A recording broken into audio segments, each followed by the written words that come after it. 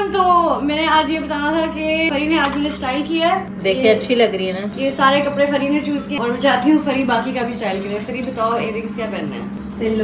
Silver. Okay, ये कैसे रहेगा? मुझसे नहीं पूछना, तुम खुद स्टाइल कर रही हो। ऐसे तो यार मैं कंफ्यूज हो जाऊंगी। मैं ये ट्राई करें? अच्छा ट्राई करें। अभी हमारी स्टाइलिस्ट ने डिसाइड नहीं किया है। बहुत बड़े बड़े लग रहे हैं ये पहले। हाँ क्या होगा? अब जो होगा, मेकअप तो किया है यहाँ पे। अच्छा मेकअप कर लेते हैं। ओके नहीं करें। अच्छा मेकअप नहीं करना। हरी आप ये कैसा लगता है? किसने दिया था? काशिफ भाई। वाह वाह वाह जी, देखिए।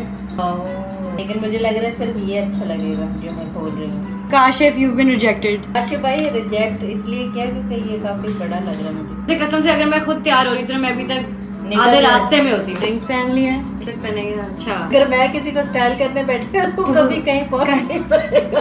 मुझे पहले तुमने गोल्ड निकाल दे, वो भी अच्छा है। देखो मुझे देर हो रही है तो मैं तुम्हें समझा रही हूँ। इसके पीछे का कहाँ है?